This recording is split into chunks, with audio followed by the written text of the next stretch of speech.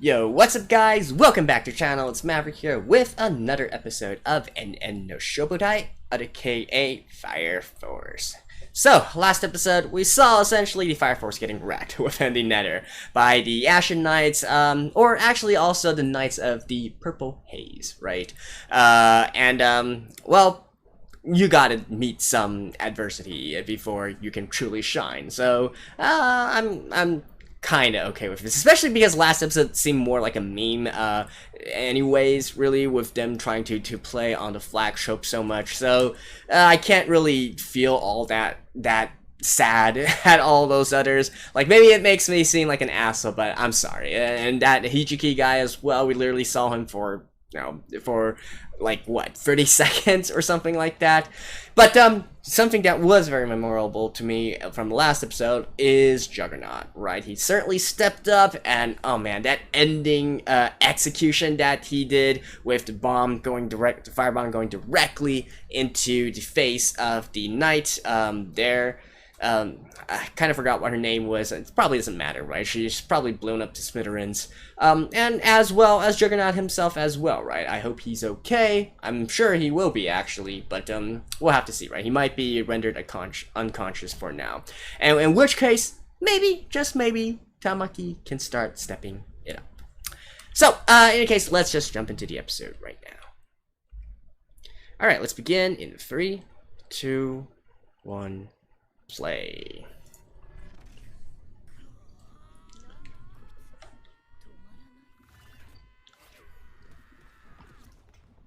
Hey.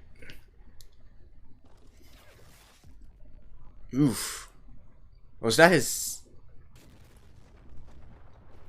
actual hand this time?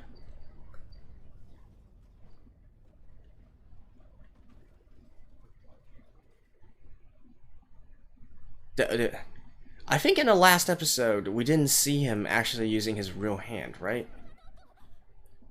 We didn't see his real hand being... I mean, we saw him using his real hand, but we didn't see his hand being cut off.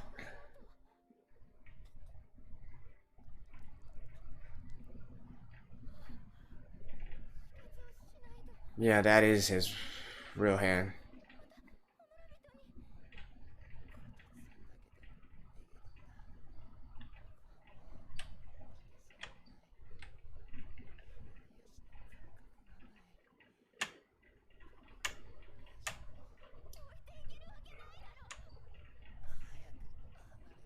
Holy shit, is Juggernaut gonna die here?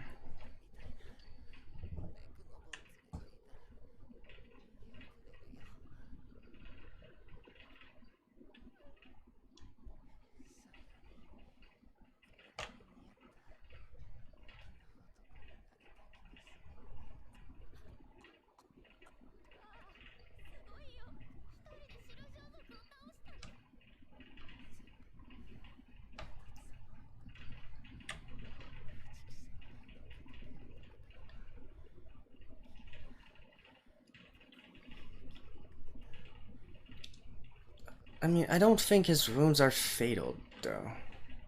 Stop talking like you're gonna die! Come on! Live! Live, Juggernaut!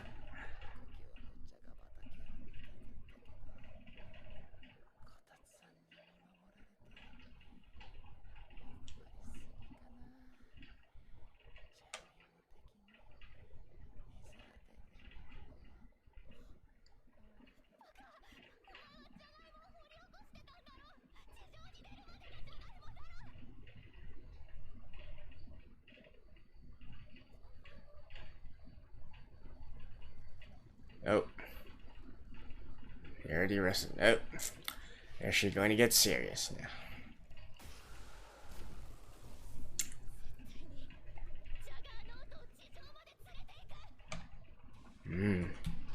There we go. I truly hope we can see Tamaki shine here. I think she's been used as a joke character for way too long.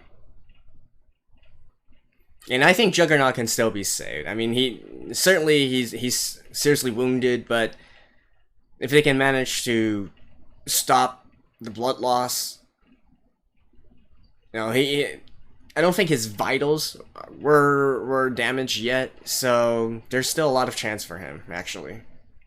Come on, Tamaki. It's up to you now, girl.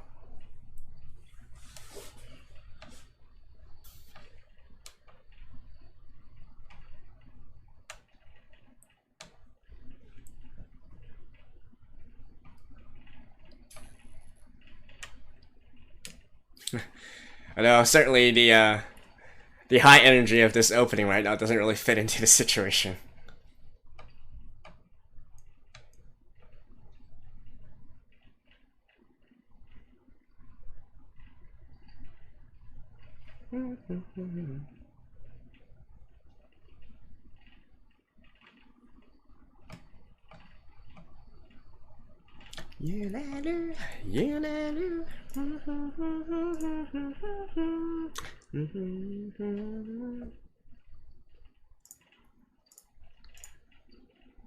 Okay.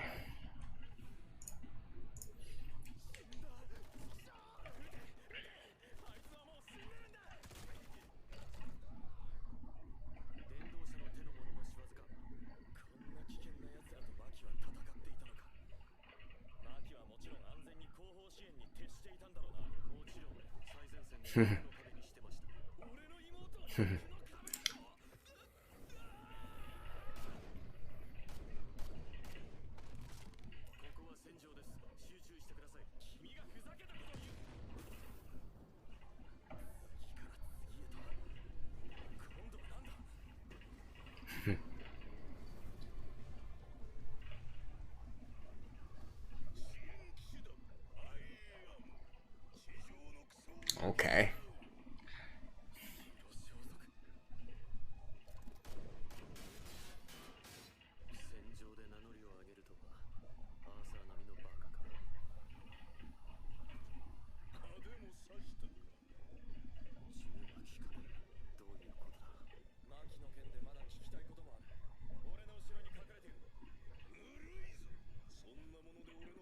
Oh, is he actually also a fire user?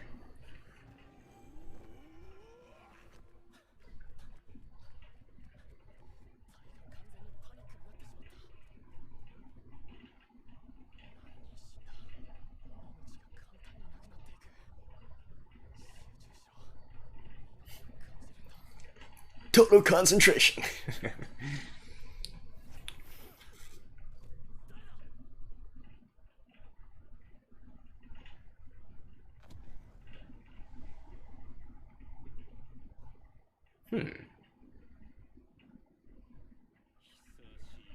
Wow, really? It is him.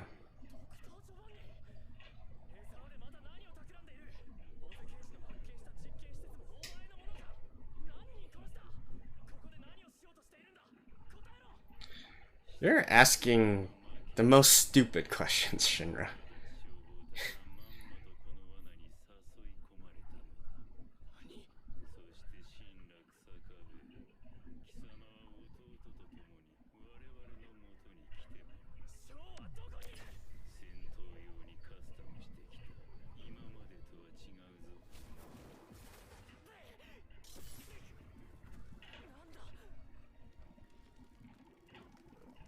Hmm?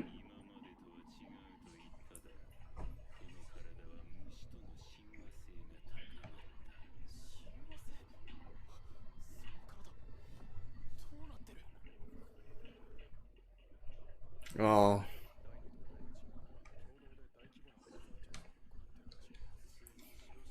Come on, Maki. Go!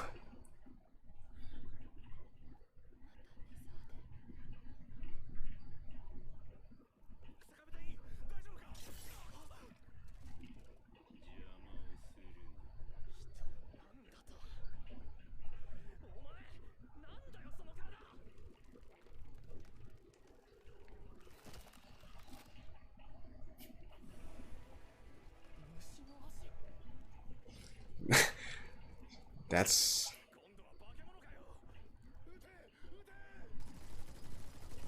Holy shit. Talk about... Oh...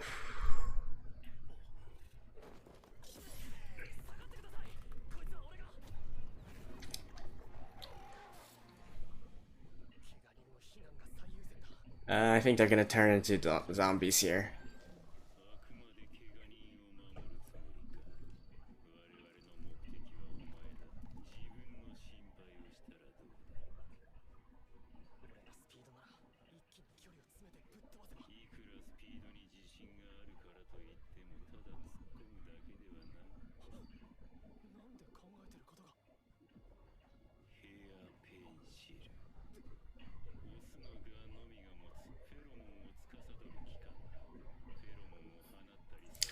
Like, what is with the evangelists, the Ashen Knights, and insects?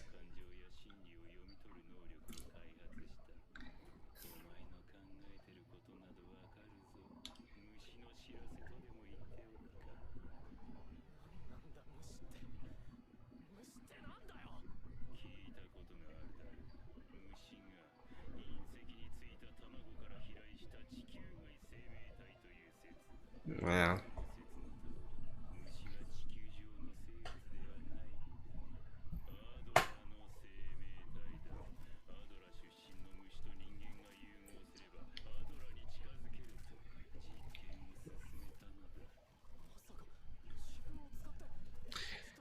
Well, I mean, at least Giovanni practices what he preaches.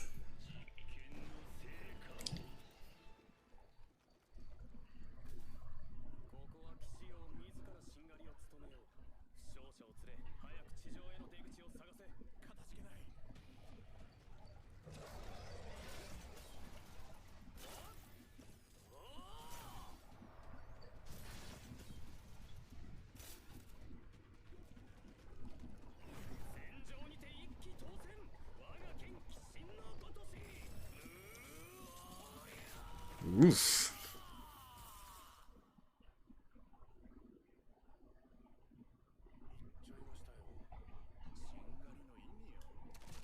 Oh.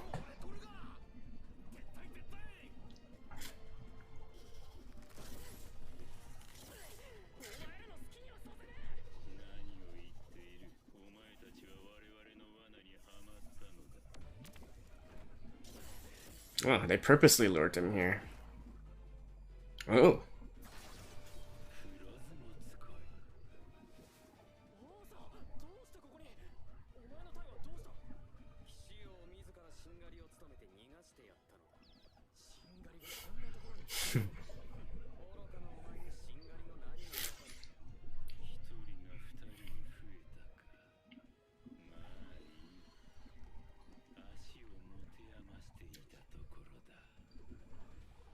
Okay, come on. I want to see Tamaki's situation.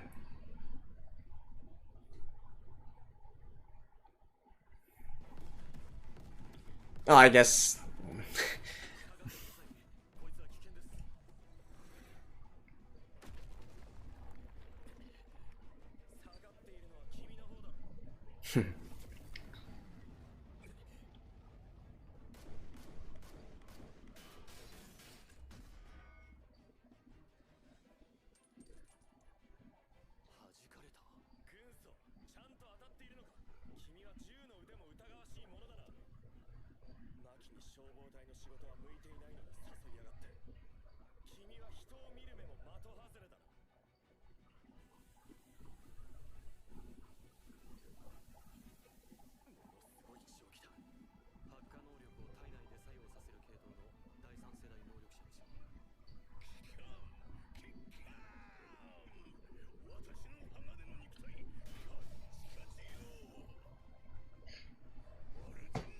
Are you harder than Sharon?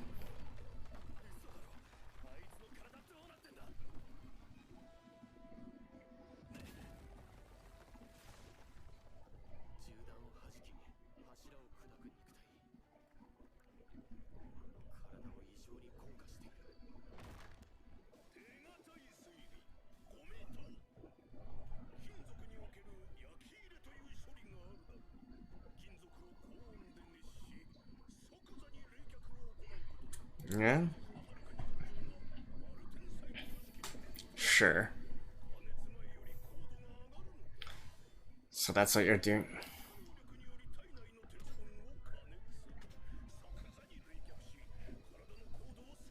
Seriously?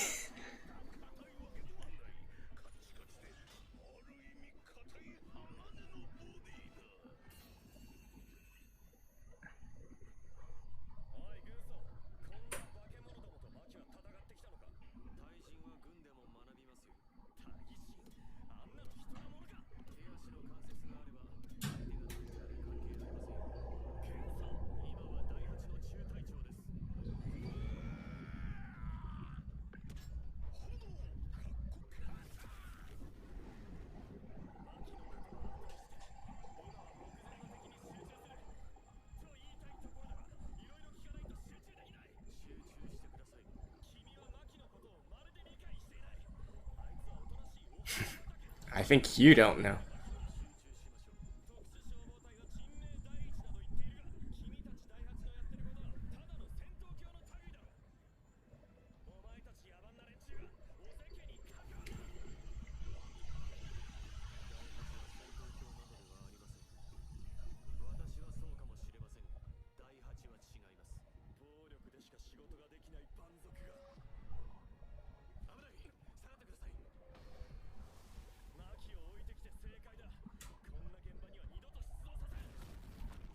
Can you guys just get on with the actual fucking fight?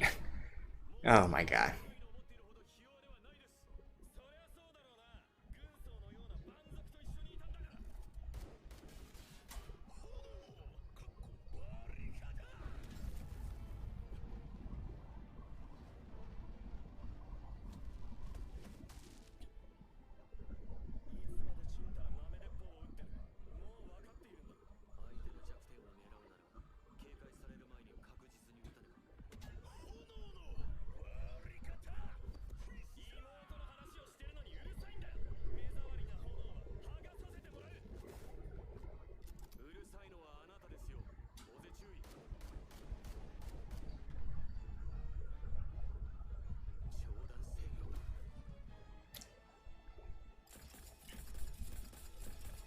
Oof.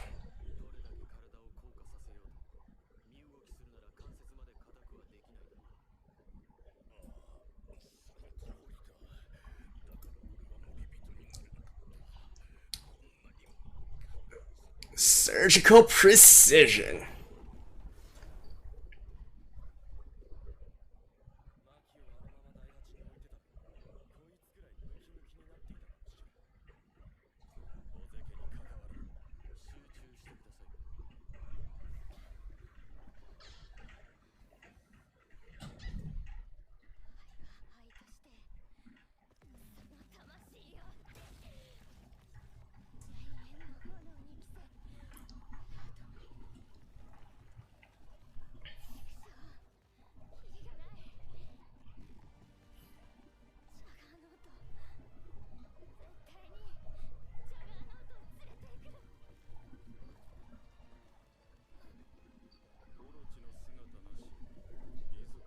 Ooh.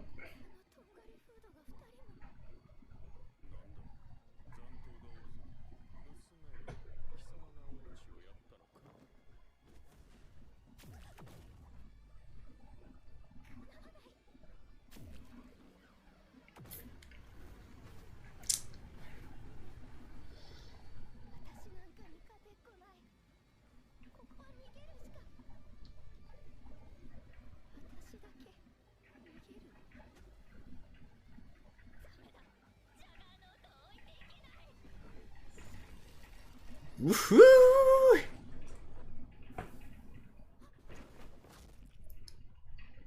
Ah, still?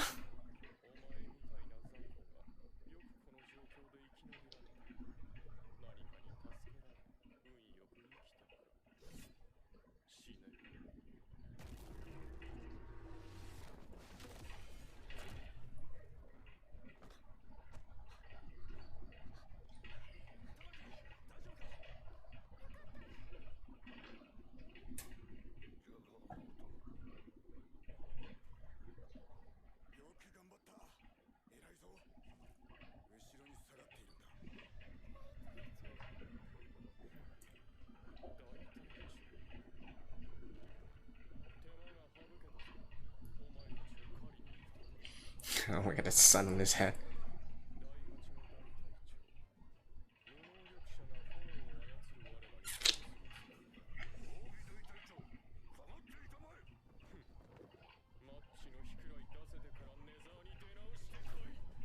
I think he's kind of pissed. Oh.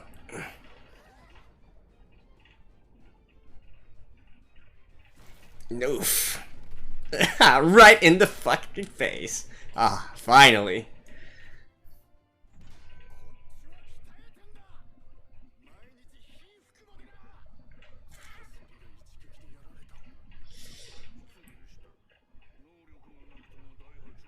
Yeah!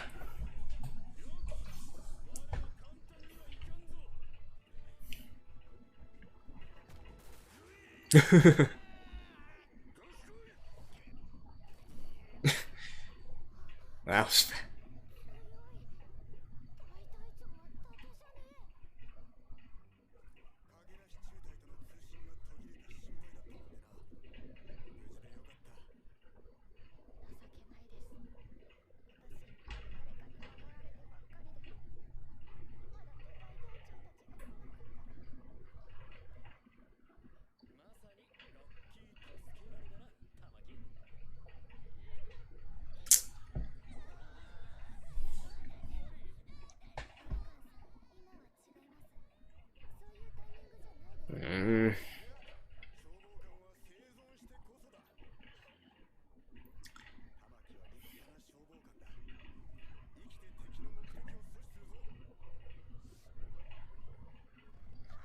I mean, sure, but still, can't you... offer! What do you have against Tamaki?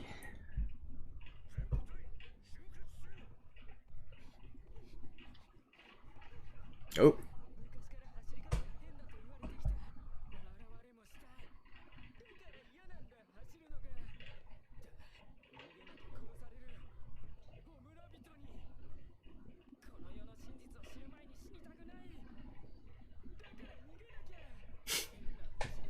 He's been running all this time. I think he's about to meet something or someone, though. Oh! Tamaki!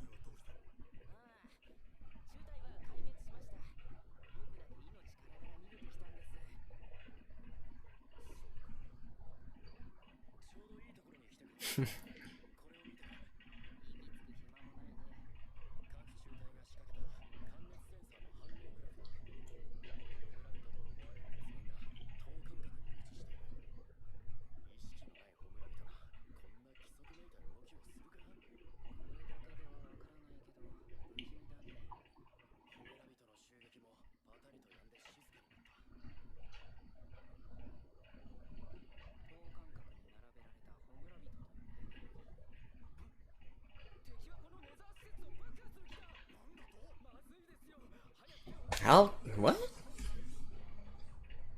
Why? How could you infer from that?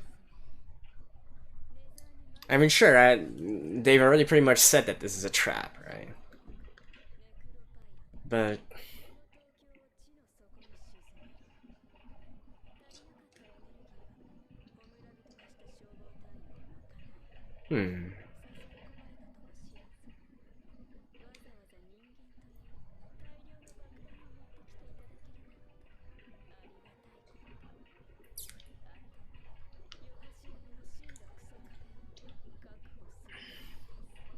And so, cut back to the oh, no. To be continued. Alright. Well, certainly getting hype here. I'll see you guys after this. Alrighty, so all things do point to this being the final arc here, with only 2 more episodes, actually 22, 23, 24, 3 more episodes before the end, and considering that the Ashen Knights are plotting this huge sort of explosion here, blowing up the Nether and whatnot, I do think that, and with all the other, the other various high-level Ashen Knights revealing themselves as well, such as Dr. Giovanni, I think we are going to actually be getting the final arc here, and probably going to be a similar situation to last season, where at the end of the day they all fight their respective fights, and then once they get out, get through it, they stop the Ashen Knights' plans, get out of the Nether, and then on to the next season, I suppose. Now, I gotta say, this episode was really frustrating in a lot of ways, right? Like, I'm okay with the good guys getting beat up and whatnot, because I do feel like it makes things interesting. You guys saw me when Shinra was fighting against Sharon and so on and so forth. I was certainly rooting for Sharon at that point, because, well, Sharon just needs to shut up once in a while, to be honest.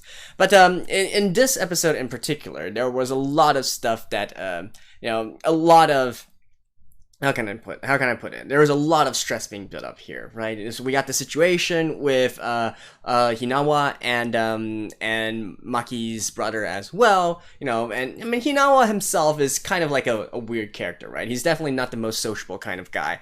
But you know, having that back and forth between seriously, you do want to punch Maki's brother in the face somewhat. Even though, sure, I can get it, right? He's just looking out for his sister and all that. I totally get that, but you know, you just can't help but want to at least allow Hinawa to fight back in a sort of way. Redder doesn't really need to be an actual hit, but it could be verbally as well. Just be, yeah, take that in your face, right? Something of that sort. And by the way, I just want to point something out, though. So Maki's brother, it seems that he is also a flame user as well, a fire user as well. What do they call here? A pyrotechnic or whatever it's called. And yet he's not actually part of any of the fire force, the fire squads or whatnot, but and not only is he working in the army, but he's actually working as the military police, right? So literally a role which is more tasked with internal policing and whatnot.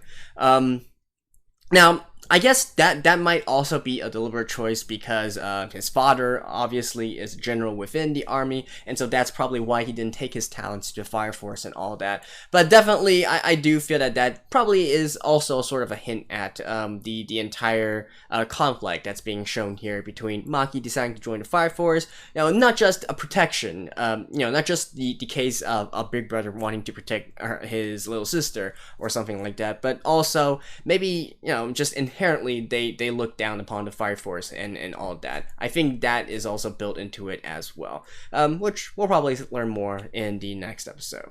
Tamaki, man, like, what does the offer have against Tamaki? Like, seriously.